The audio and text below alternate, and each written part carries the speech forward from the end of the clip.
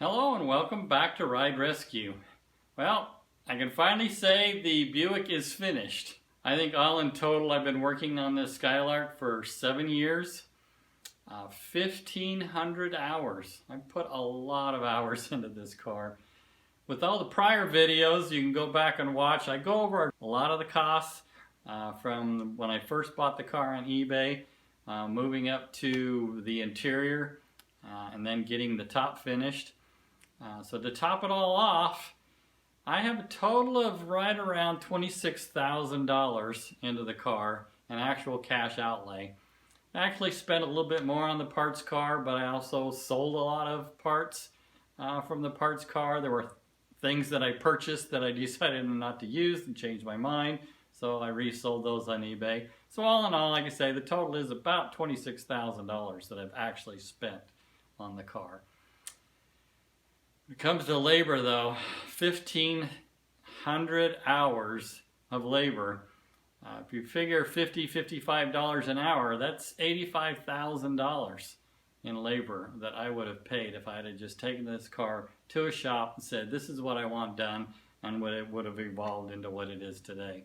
So total, that's $115,000, $120,000.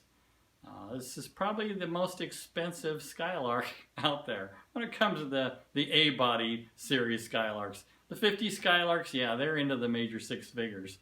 But you'd certainly never sell a 64 Skylark Convertible for six figures. At the time, the book value on this car is probably in the high 30s. So I did okay when it comes to the amount of money that I've spent on the car. I'll get it all back. I told my wife for years while I was building this car, and she was moaning and groaning about all the money I'm spending. Don't worry, it's money in the bank. Someday I'll be able to get it all back. So I'm confident unless I really run it into the ground, put a lot of miles on it, or it ends up getting damaged, I can easily get my money back out of the car. So, was it all worth it? I've been taking the car to a lot of car shows. The very first car show that I took it to, it wasn't quite finished. I mentioned it in one of the other videos. I took it to a show when I had just the seats in it. No door panels, no back seat, no top. And ended up getting an award for a sponsor's choice. The sponsor, I believe it was an insurance company. They picked it out of the lineup. It was getting a lot of attention. The tucked bumpers, the long smooth body, no door handles. Especially the air ride suspension. When I drop that thing down on the lawn at a car show, it attracts attention. Some people love it, some people hate it. A lot of the old timers, they don't like seeing cars modified to this extent. They think it's a waste of money. Some of the younger generation, they really like the low and slow and sleek look. So yeah, to each their own. But it did get a Diamond in the Rough award for this show as well. So that was quite an honor for the first time out and not having the car finished to get recognized by not only Mac Tools for the Diamond in the Rough, but a sponsor as well. So that was quite an honor.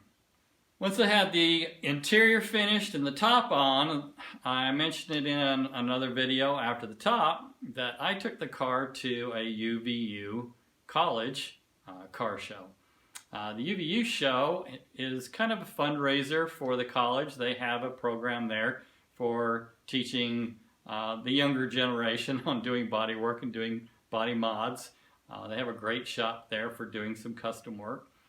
So putting the car in that show, you can see it setting low again in the grass, and with the sun and the lighting that I had that day, it really shows off those long flat panels of this car, the tight door gaps, hood and trunk gaps, and you can really see that fade, that Foose fade that it was so popular with a lot of the overhauling shows that Foose did. That kind of is what got me going with the whole style of this car. Tucking those bumpers in, tightening up all the gaps, changing the tail lights so that everything is perfectly aligned, moving the grille back. That's what really generated a lot of my ideas and gave me the thought of, like Foose always says, if you don't like it, change it. And there was a lot of things about the car I didn't like. There was things that I thought General Motors should have done to the car, and for whatever reason, they didn't. So I just took it to that next level. You can see where the rearview mirror is, where the door was changed, the front fender was changed, and how all those body lines were just really cleaned up. So in these pictures, it really shows, and it really showed to the judges too. This show is one of those where they just turn all their sponsors loose, and the sponsors go out and pick out the cars that they like. Bitchin' Rides, TV show. They happen to have a shop here in town. That's how they got their start. Dave Kindig, fabulous guy. You'll see him in the TV show. His crew was out there going through the crowd, and they were trying to decide on a car that represented them and what they would choose as a sponsor, and they chose my car. So that was quite an honor to have those guys that do such high quality cars and high quality custom cars to see my car and to recognize the things that I was doing to this car and what I had in mind pretty much tied in to the kind of things that they do and the things that Dave Kindig likes to see in a car. So that was really an honor for them to choose my car and the sponsor's choice. After that show, I just really got the bug. I wanted to show it more. I wanted to get into the larger car shows. So I wanted to finish the trunk. The trunk was just painted all black. I had my air tank in there and my air compressor. It looked okay, but for what I wanted to show at a show like the AutoRama, I needed to take it to that next level. So the wheels were pretty plain. 7-8 years I've had these wheels just kicking around the shop, so they tarnished a little bit because they were just a polished aluminum alloy. So I had to repolish the wheels. The center caps, Coy's wheels came in both a blue-gray as well as a red. The red ties in with a lot of the things that I did with the car, so I got the red center caps, and then I also did a red pinstripe around the edge of the wheel so that it kind of ties into that red pinstripe or that red line tire from the 60s. And I've actually seen that done on a few other high-end show cars, so I'm not the first, but it's a great look and it looks really good on this car. You'll see in the last video that I just released the high-end full finish trunk that I did just in time for the AutoRama, and it really showed nice. The car, even though it was done, I still had some quirky issues. There was some computer issues with the air compressor and the whole air suspension system that was acting up. It was draining my battery. It was causing some issues. I rolled into the AutoRama. It stalled and we had to literally push it into place. So there's some issues there that I need to go back and clean up. But I think it's just a matter of some fuses. The alternator is fluctuating too much. It's a low-end cost alternator that I'll probably have to upgrade because it really is, for some reason, it's fluctuating and surging. It doesn't have a good regulator built into it. And I had to remove the original regulator. So that's something I'll have to adjust. But as I'm getting set up at the AutoRama, and I put down the carpet and I put up some stanchions and I'm putting some nice details around the car and I'm polishing it, the judges were just kind of coming around and they were putting cars in different categories. And there was 2 judges there, and they started asking me questions about the body mods of the car and who did the work. I told them I did all the work and I literally painted it in my garage. Everything about this car was done by me except most of the interior. I did some of the interior. I drew and sketched out and designed the interior, but at that point I wanted to get the top on. There was other things that I was involved in, so I just turned it over to a friend of mine, Rick Ahlstrom at R&M Upholstery in Salt Lake City. He finished up the upholstery for me the way I wanted it. So when I explained this to the judges, one of the judges said, "You painted this car in your garage?" And I said, "Yes, I did." To my surprise, at the end of the show, when they had the awards, the judges called me up and gave me the Street Achievement Award for body and paint. So that was really an honor to be chosen for that, because there's only a handful of awards they give out for Street Achievement Awards, and they're typically for do-it-yourselfers. Dave Kindig, again, was at that show. I talked to him a little bit. He came over to look at my car because he didn't see it at the UVU show. He has a lot of cars in the AutoRama. He wins all the awards. His cars are so fantastic. They are so perfect, but they are big dollar cars. He's getting into major six figures. A lot of chrome, a lot of custom made parts on engine bays and engine intakes and things that only a lot of money can buy. But it was really an honor to be there and to have my car go up against some of those high-end cars as well. Not only did I get the Street Achievement Award, but I also got Best in Class. They put me in a custom convertible class, and I won first place for that too. So it's really great to be recognized that way when you're a do-it-yourselfer like myself. One of the next shows I was able to take the car to is Peach Days is in northern Utah. It's usually in September. There's a big celebration there in this little town that's Brigham City. They celebrate Peach Days with some craft shows and making some pies and selling a lot of peaches and booths. And along with that, they have this big car show. They've been having these car shows for many, many years, and it grows and grows and grows every year. And the year I put my car in for Peach Days, there was over 1,000 cars. And unless you've ever gone to a show where there's that many cars, it's hard to even imagine acres and acres and city blocks and parks that are full of classic cars. They're everywhere.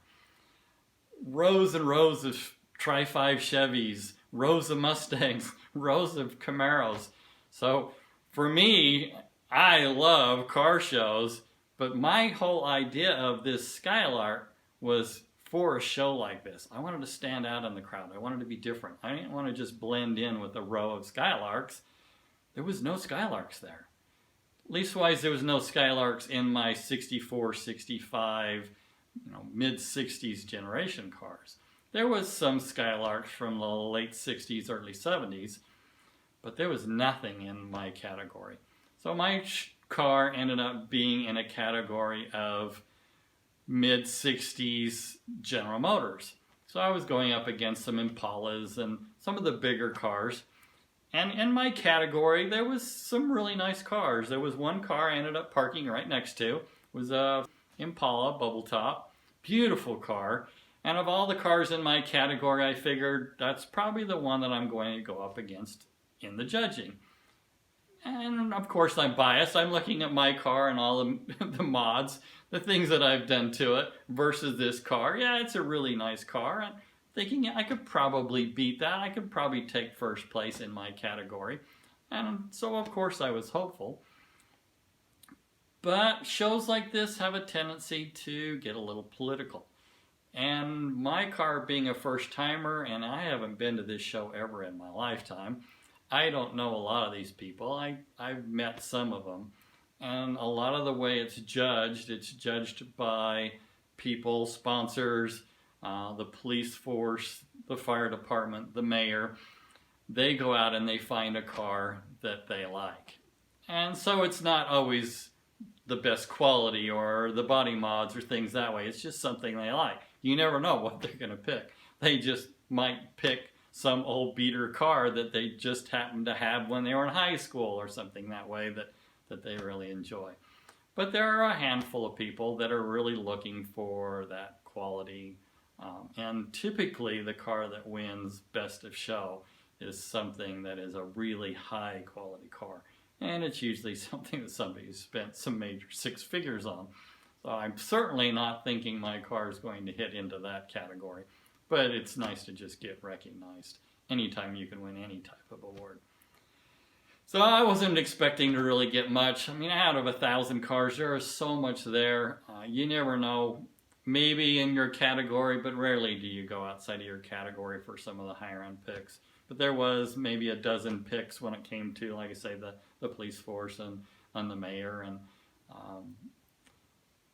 the governor was there. There was a lot of different categories that were more chosen for the higher end cars.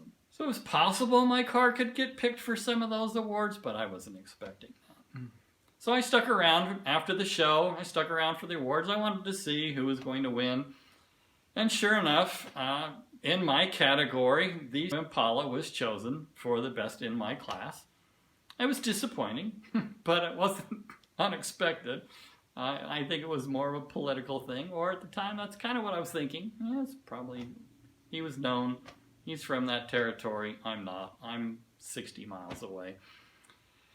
So I stuck around just to see who the high-end cars were chosen by the different categories. And I was surprised when it got down to the top 3 awards, which was the fire department, the mayor, and the top choice, which was the best of show. I ended up getting mayor's choice. That was really an honor. I met the mayor there. He's a great guy. He's a car enthusiast. He recognized all the mods that I had done on my car. He recognized all the subtle touches, the tucked bumpers, the interior, the trunk that I did, all the engine bay, everything that I did that way. So it was quite an honor to get recognized and win that little plaque on a stand from the mayor of that particular area and this Peach Days car show. So after Peach Days, I took it to a lot of little shows. There was a lot of shows around Salt Lake Valley. Most of them were just show and shines. You show up, you set up your car, you talk to people. They give out some trinkets here and there for different awards. So I'm not expecting anything from those. That's where I'm just going and enjoying and getting the car out and tweaking it, making some fine-tune adjustments, fixing the issues with my alternator and the fluctuations in power and things that are just slowly evolving into getting all the bugs out of the car and getting it so that I can just jump in it, depend on it, and go for a drive. One of the things about a car when you're doing these kinds of mods, making drastic changes, it takes a while to get all those bugs out of it. People that spend a ton of money to have a car modified and think that they can just take it from the shop and go, and they get furious and angry when there's little things that keep happening and they're having to keep taking it back to the shop. Well, that's just to be expected. So if you do, if you do get a shop to do some high-end work, or even just do some really nice modifications, expect there's little quirks that are going to happen and come up that you just have to work through until you get enough miles on it to get all the bugs out of the car. So speaking of bugs, there's the good and the bad of my car. The bad that I would hear from people, not only the issues that I found wrong with the car, but a lot of people, especially the old timers that are purists with cars, they didn't like my Chevelle console and my Chevelle seats. A lot of people did. It tied in really well with my car, but if you're doing something really custom, you do a custom console, custom shifter. Well, this is kind of a semi-custom car. It's my taste, and I like the Chevelle console. Most people didn't even know that's what it was. It tied in really well. I love the 67 bucket seats. A lot of people didn't. They wanted to see the original square block type 64 seats. Well, those are the purists. Even with custom interior, they still would have rather it been on the original bucket seats. If you're going to go custom, go with a real custom racing seat. The racing seat doesn't fit in this car. It just doesn't look right in this car. I think there would have probably even been more issues. But those are some of the things that would be pointed out. Same with the engine bay. The engine bay, I had some subtle mods. I had some Range Rover valve covers and some headers. But the one that really got under people's skin more than anything else was the air cleaner. That air cleaner is a Cobra type of an air cleaner you'd see on a Mustang. people kind of got rubbed raw and a little angry over that air cleaner that doesn't fit on a Buick. Well, it was my taste. It looked really good with the valve covers, and it kind of give it that higher end carburetor look, like it had dual carbs, which it didn't, but it just looked really good to tie everything all in together there. If I was to really take the car out a lot more, I probably would get tired of that air cleaner too. It has a tendency to to move around on the carburetor. I open up the engine bay and have to straighten it out, but I just really like the look of it, and a lot of people do too. Probably the worst thing about the car that I would never do again is the air ride suspension. The air ride suspension is so finicky and is so rough. The airline that I used on this car, the shop talked me into doing it when that was one of the very first things I did to this car. I thought it was a 3/8 line, but I've gone back now and I've looked, and since then I actually found that it was a 1/2 inch line. And it has way too much air volume and way too much pressure. So when you flow all that air to all four corners of the car, when it was adjusted to 165 psi of air pressure in that tank, man, it would go up hard. I hated that part of the car. If I could do it all again, I would change all the air suspension to an adjustable coilover shock, and I could get the ride height set the way I want and just leave it alone. But with the air ride, yeah, it was cool. It had a neat feature. I could drop that thing down on the grass or down on the pavement, and it really looked sharp. There was a lot of people that didn't like it. I was surprised as I'd kind of stand back and listen to the comments of people that were looking at the car. A lot of people didn't like the air ride suspension. It's got its areas on the West Coast, very popular. But in my area in Utah, it's not very popular. But it's my car. So, yeah, I like it. I like putting it down on the ground. I like being able to really lower it down low on the freeway. It rides great on the freeway when it's down low. It looks fantastic when it's down low. But it goes up way too hard. So there's definitely some things there that in the long run I would want to adjust. Drop it down from that 1/2 inch line to an 1/8 of an inch line. Slow that suspension down so that when it does transition from one ride height to another, it just doesn't come up so hard. And then the bags that I have in it, those big Firestone bags, they're not really built for the weight of this car. I would say they're probably built for something that was much heavier. So they ride pretty rough when you get it up to a ride height that is more comfortable around town when you're going through curbs and gutters and dips and over speed bumps. That would be smoother if I had a different bag on it. There's some things like that that aren't all that great about the car.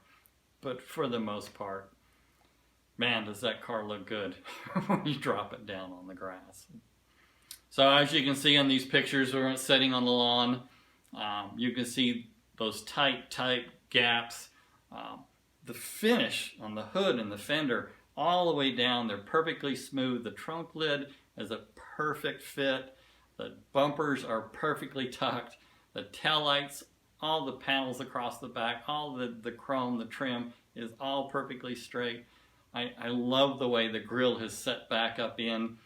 You don't really notice much of a difference unless you park two 64 Skylarks side by side. And then you start to really see the little subtle mods and changes that stand out. But what I really like, and what a lot of people really like about the car, is that most of those body mods look like they were done at the factory when the car was originally designed, and that was the way it was meant to be. Most of all, one of the things I really want to point out is those long flat panels on the side of this car, and how the light just transitions those colors down the side of the car, from the rich reds and browns and purple color tones down to the black, all the way down to the rocker panels. that's where all the hours came in. Those big, long, flat panels took so many hours to perfect. You don't just take all that up with a whole bunch of body filler, because that would add a lot of weight to the car, and you get the sun shining on them and they start to move, they start to heat up, you start to get some waves in those fenders when you do that. So it has to be smoothed out in the metal. The metal has to be worked and worked and worked so that it has the least amount of body filler and primer as possible. So that's it for this car now. Now there's nothing left to do but enjoy it. So taking it to a lot of car shows, getting it out, driving it, beautiful sunny days, putting down the top. I really enjoy this car, and I love getting out and discussing the mods and things that I've done to it. So I appreciate you tuning in to my channel.